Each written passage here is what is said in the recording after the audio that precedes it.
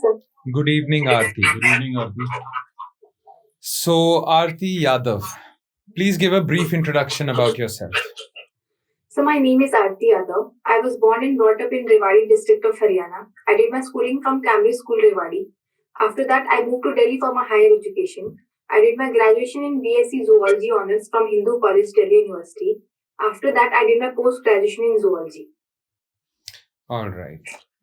So, why did you choose civil services? So while doing my post-graduation, I realized that I was not very much inclined towards research, and that even if I pursue research, I won't be able to do it wholeheartedly. My inclination lying towards civil services. That is why I pursued it afterwards. Okay, but what attracted you towards civil services? There must be something about civil services that attracted you. So one is the diversity of work that one gets to do. Other is the people-to-people contact. One could act in direct authority and bring change on the ground. Okay. So basically focused on societal change. That's your main motivation for joining civil services. One of the main motivations, yes. One of the main motivations. Then please tell us other motivations. Sir, I feel like every individual's personal life or public life is associated with administration in one way or other, either directly or indirectly. And whenever one approaches a public office, he has a hope that his work would be done in a free and fair manner. So I think I want to fulfill that hope of the people that yes, their work would be done in a free and fair manner. So it's people that motivates you towards civil services. You want to serve the people. You want to bring change in society. That's what motivates you? Yes, sir. Okay. So there is no such thing as status, perks, privileges, salary, anything of that sort doesn't motivate you at all? Yes, sir. These are also positives of the civil services. But for me, these are not the main reason. But these for sure make civil services a lucrative service. But for me, these are not the driving factors. Oh, these are not the driving factors. So you don't care about status at all? So obviously, I do care about a status, but it's not about everything else. But it's not the major driving factor, like you've mentioned before. All right. Have you ever appeared for UPSC? Yes, sir. I have given 3 attempts at UPSC. And how did you perform there?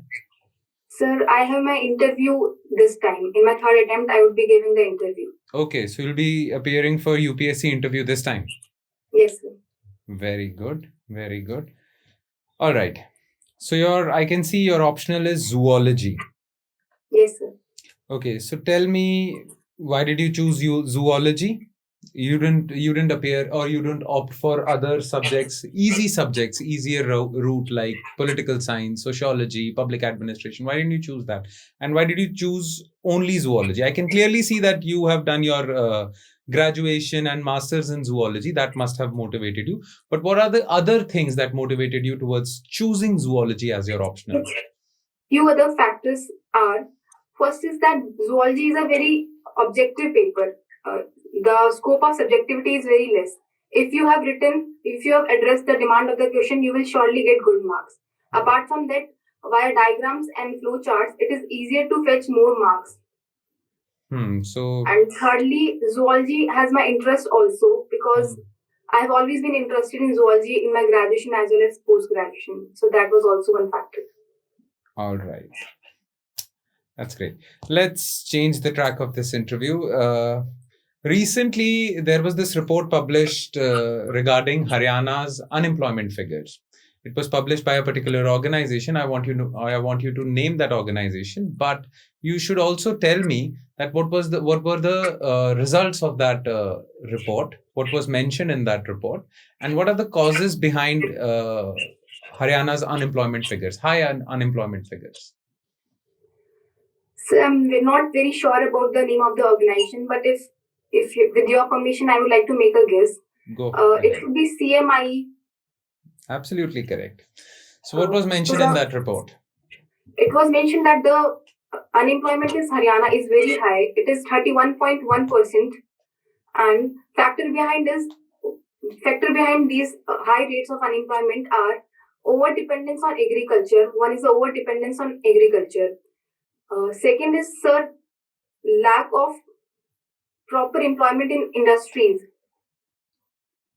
Okay. And third, I would say is more and more migrant population is coming to Haryana from neighboring states as well as from other eastern states.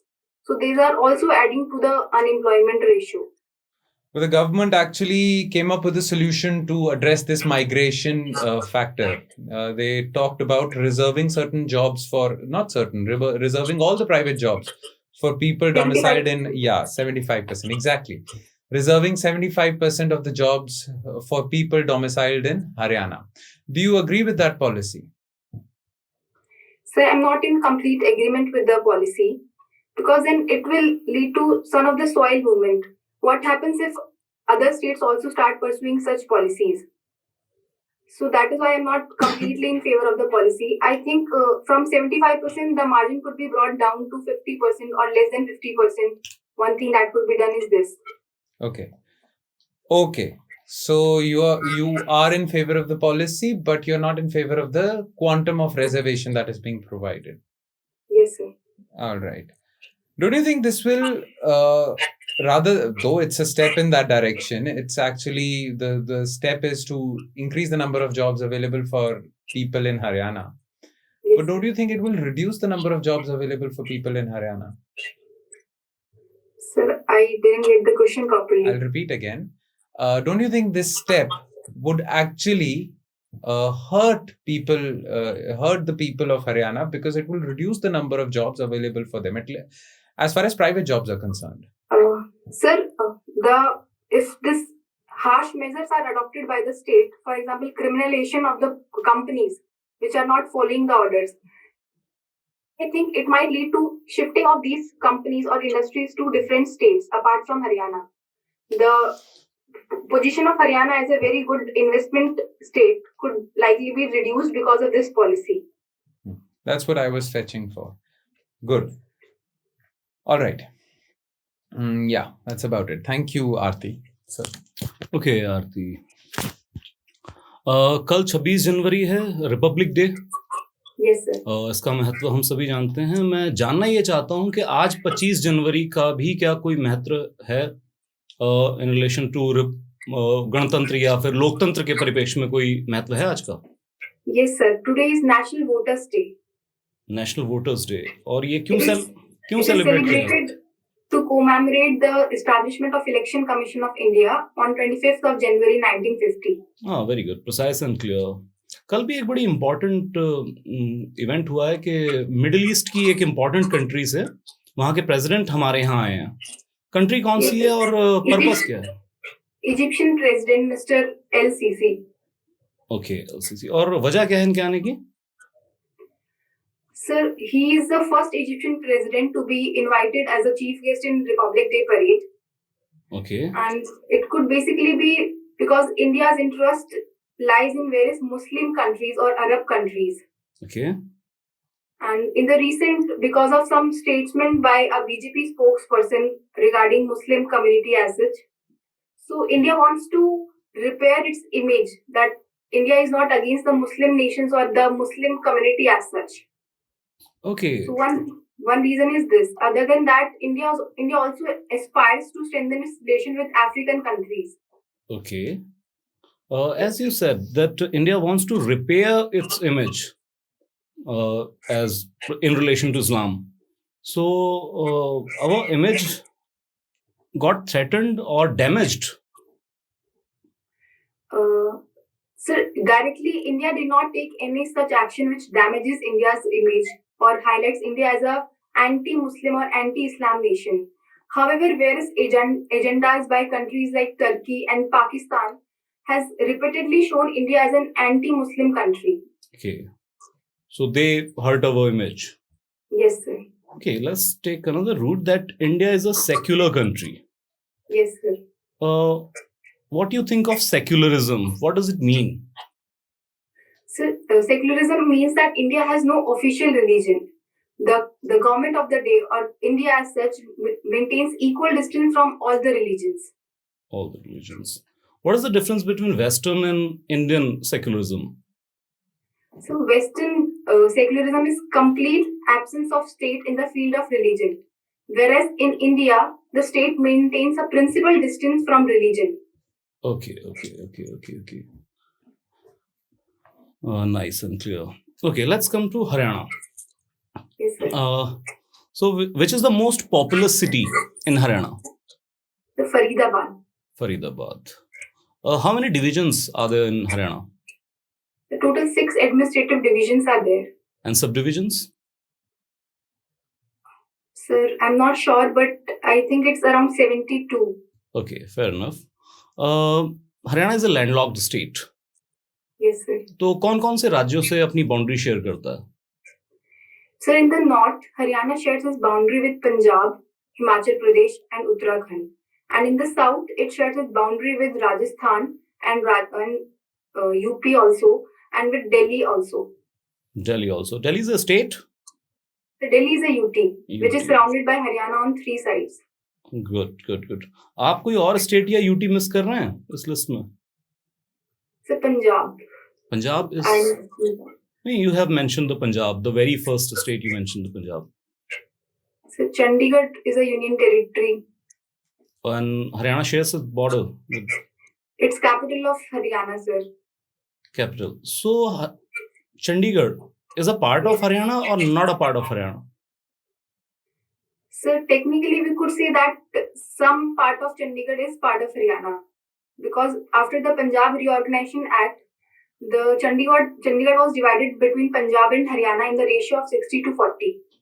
Okay. And this you answered technically. Practically हम क्या कह सकते हैं फिर? So practically also Haryana claims Chandigarh as its capital and an integral part of it. Claims. Yes. Okay.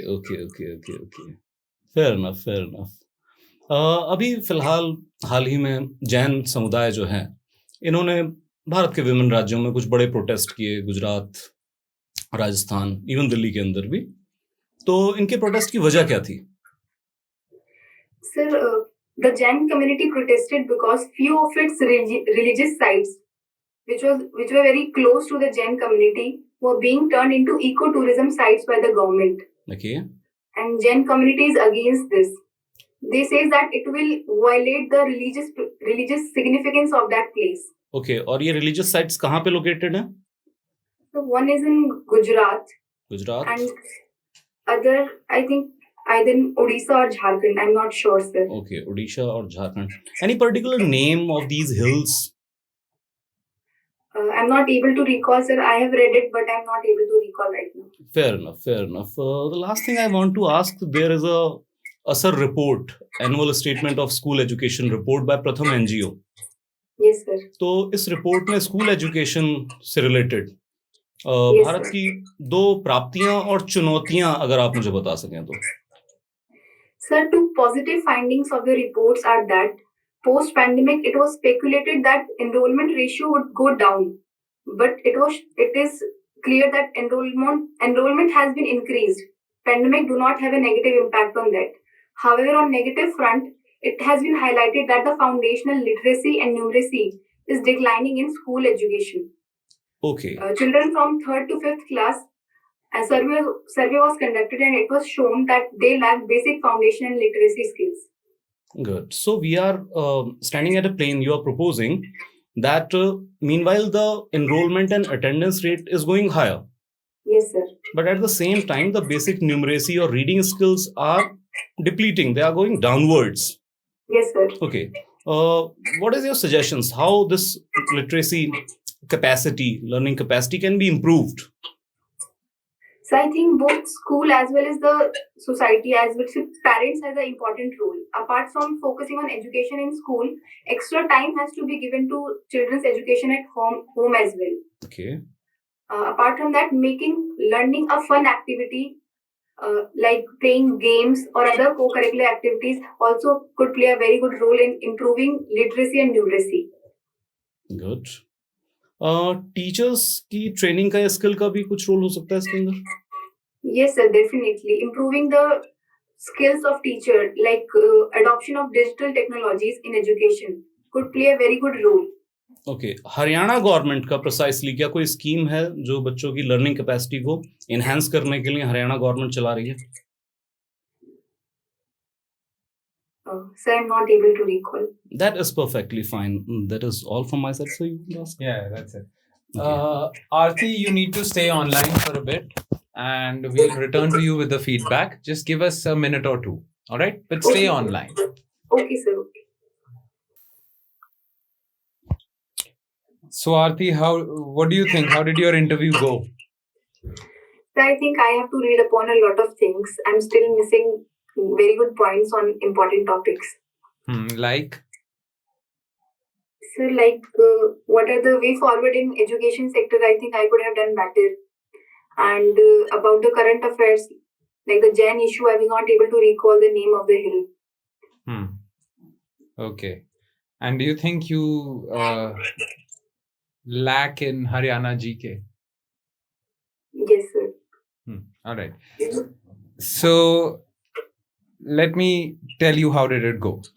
So basically, what happens is whenever we interview students or candidates, we judge them on 6 parameters basically. So I'll list you those parameters and then we'll talk about them one by one. How did you fare in those parameters? All right. So first of all, we judge you on your non-verbal communication, right? Behavior, body language, and all that stuff.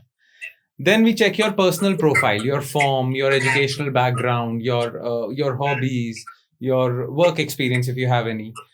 Then third parameter is academic knowledge.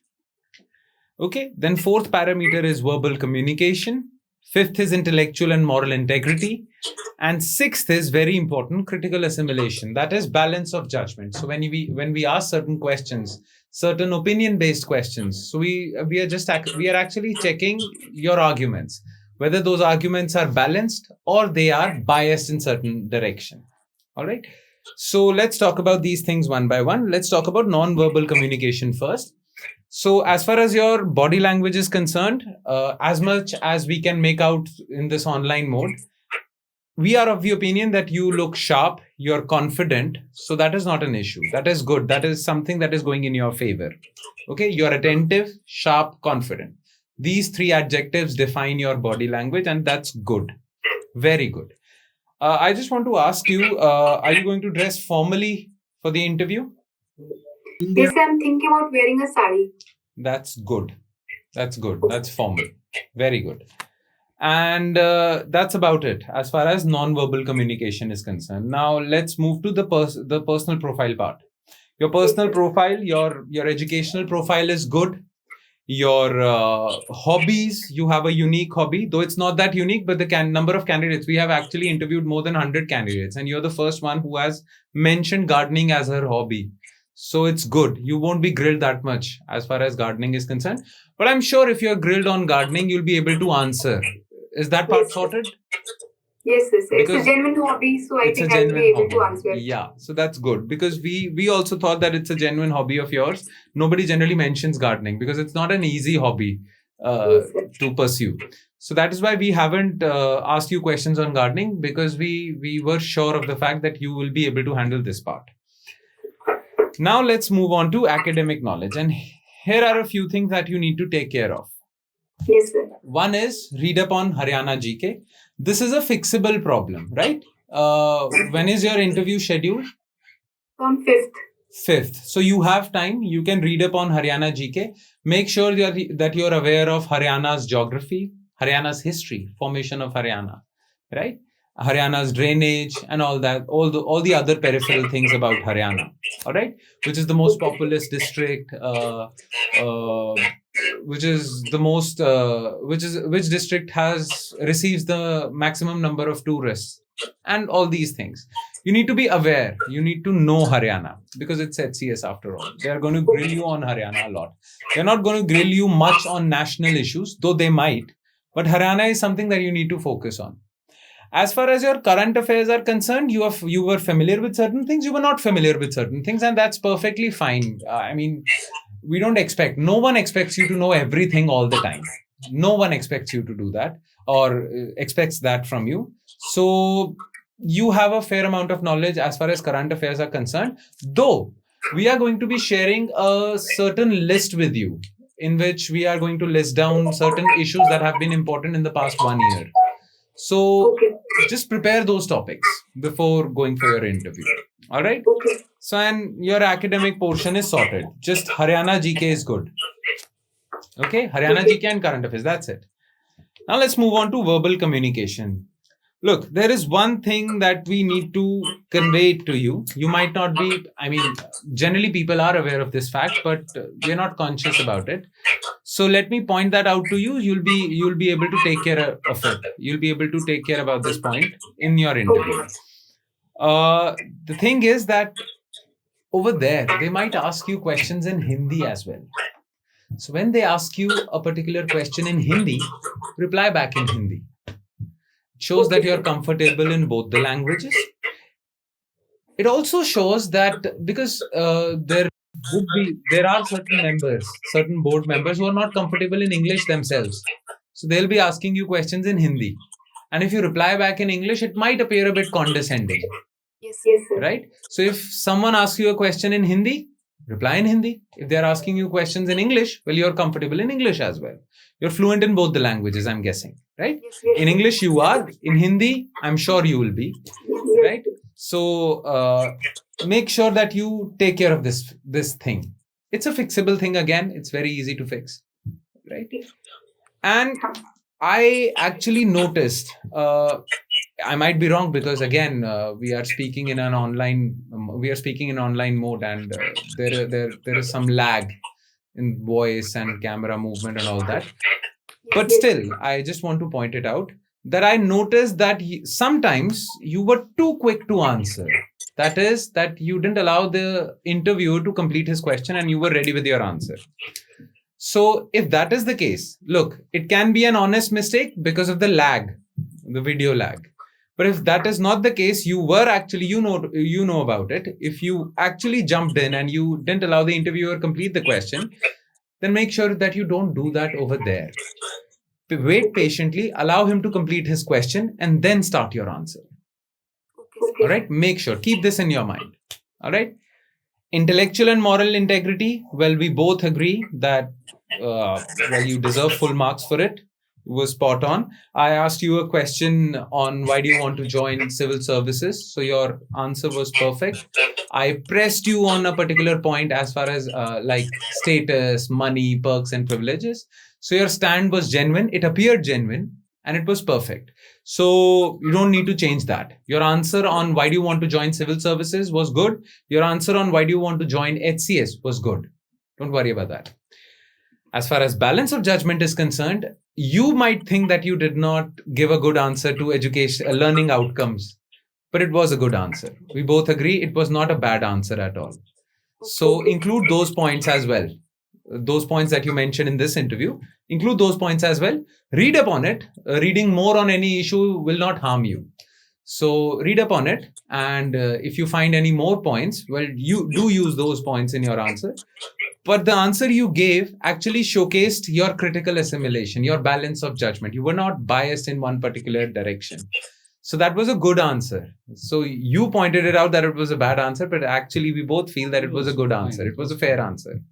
Because that answer was one in which I was too quick to answer. I felt like I gave the answer that too is quickly. something. That is something. Yes, I pointed it out earlier as well. Maybe I could have thought about it on a better scale, so then my answer would have changed. But if you are saying that it was a good answer, It was a good answer, but too quick to answer. What I mean is that allow the interviewer to complete his question. That's it. All right. Do that. Be conscious of that fact. Apart from that, I don't think you need to change anything. These are the things that we would like to tell you. Be conscious of certain things and brush up your Haryana GK. That's it. Don't change anything. In fact, don't change anything because you will be able to score well in your UPSC interview as well. Yes, of course, they might not ask you so many questions on Haryana GK because after all, it's UPSC, though they might ask you certain questions from Haryana because you hail from Haryana. But nonetheless, as far as UPSC interview is concerned, you are sorted there as well. So just make sure that you are careful about these things that I've just pointed out. Okay, so I'll keep all these things in mind. Yeah, please do that. Anything? Yeah, sir would also like to add certain things. I believe I'm in total consonance with the sir, and I believe you have already beautifully summarized all the things. Again, just to highlight, one is the transition in English into Hindi, Hindi into English. That must be kept in mind. Haryana GK, of course, that is. And on the point of this quick replies, see, remember, in interview or even in exam, you do not have to react. You have to reply. React can be unthoughtful. Like I push you, you push me back. Reaction. Yes, sir. Reply is thoughtful. So even if you want to take some time, if it is a shorter pause, then you can think and reply. Even if you want a longer pause, okay, I need 15 seconds, 20 seconds, then you ask for permission. Okay, sir, please allow me some time, and they will allow you up. So calm, composure, and you have to reply, a thoughtful reply. Clear? तो बाकी तो चीजें it's all good sir, nothing कोई बहुत ज्यादा overhauling की जरूरत ही नहीं है, और जो एक मॉडेस्टी और कॉन्फिडेंस का एक फाइन बैलेंस होना चाहिए था, दैट यू कैरी, तो उसको अपने साथ इंटरव्यू बोर्ड में भी कैरी करें. और बाकी तो प्लीजेंट पर्सनालिटी है, स्माइलिंग के बारे में स्माइलिंग बहुत अच्छा है, नो प्रॉब्लम से कुछ नहीं है. Anything you would like to ask us? Sir मुझे ऑप्शनल के बारे में पूछना था कि do I have to read in depth about optional और they will be asking less questions? Less questions and a brief overview. That's it. And I guess you have your graduation, your masters in zoology. जो वो पूछेंगे वो आपको पता होगा. बहुत ज्यादा डेप्थ में पूछते हैं और आपको नहीं आता, मार्क्स नहीं कटेंगे उसके. Don't worry about it. Sir Haryana से रिलेटेड जो कुछ टॉपिक्स हैं जो करंट में चल रहे हैं, जैसे चंडीगढ़ इशू, SYL और ये सब कुछ चीजें जो बहुत पहले हुई हैं, लाइक 10 साल पहले, 15 साल पहले, तो मैं वहां तक भी पढ़ूं हरियाणा हिस्ट्री? नहीं, वहां तक अगर वो चले भी जाते हैं, आपसे पूछ लेते हैं, तो if you say sorry sir I am not able to recall, that's okay, कोई प्रॉब्लम नहीं होगी उससे. करंट पता होना चाहिए पर. ठीक है सर. ठीक है. Okay. So you'll do very well. We are very confident with respect to your candidature. So you'll do very well. Be confident. Don't be overconfident, of course. There's no room for complacency. Be confident. You're a very good candidate. All the very best, Arti. All the very best, Arti. Thank you, sir.